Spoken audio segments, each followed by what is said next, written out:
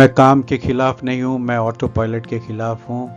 अगर आज पापा का फ़ोन आए और आप बाद में कह दें तो क्या वो बाद में आएगा? नमस्कार। उसकी ज़िंदगी डिपार्चर बोर्ड पर लिखी जाती थी। हर हफ्ते नया शहर, हर रात नया होटल।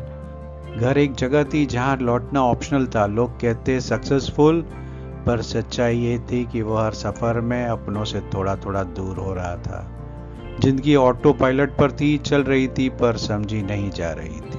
माँ पूछती आज खाना साथ, वो कहता अगली बार। बच्चे वीडियो कॉल पर झपकियां लेते, कॉल कट जाती और पिता पिता बस कहते आजा बेटा थोड़ी देर बैठेंगे। वो जवाब देता इस ट्रिप के बाद पक्का। हर बार काम जीता, परिवार हारता गया। उस दिन भी वो सफर में था। एयरपोर्ट की भीड़, फोन की वाइब्रेशन और एक नाम आया, पापा।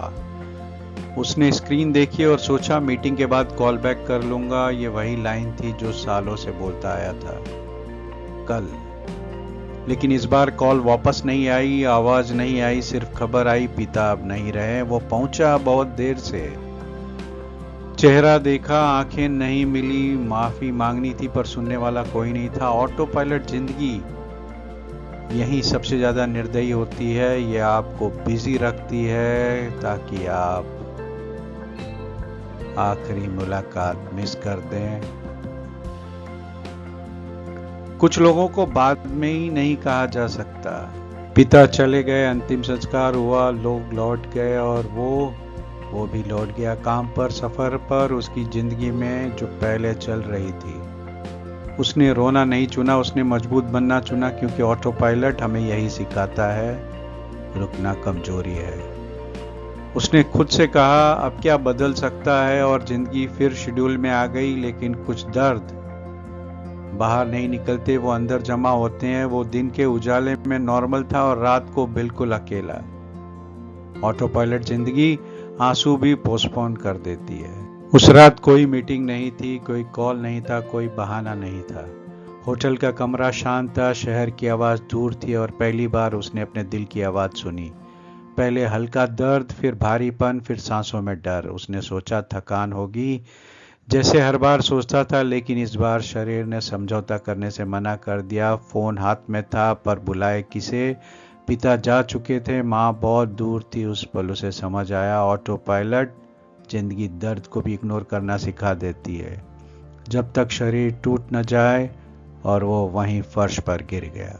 जब उसे होश आया, मशीनों की आवाज थी, ट्यूब से सफेद रोशनी थी और फिर उसने दरवाजे के बाहर देखा। माँ खड़ी थी, बिना बैठे, बिना रोए, बस देखती हुई। उसकी आंखों में गुस्सा नहीं था, शिकायत नहीं, सिर्फ डर था। वही डर जो हर माँ अपने बच्चे के लिए छुपा कर रखती है। वो बोलना चाहता था माफ कर देना, मैं आ नहीं पाया, मैं बहुत व्यस्त था। लेकिन माँ ने कुछ नहीं पूछा। उसने बस इतना कहा, आप ठीक तो हो ना?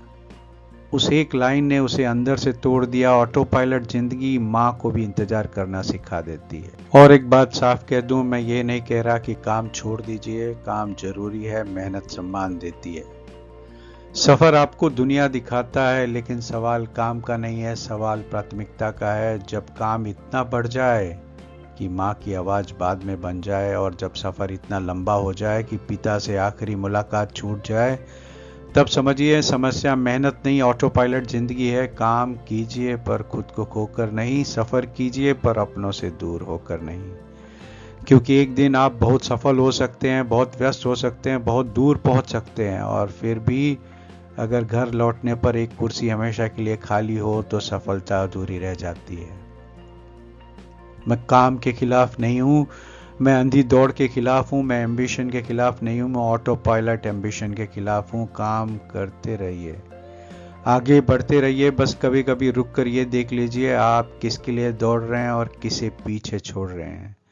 धन्यवाद।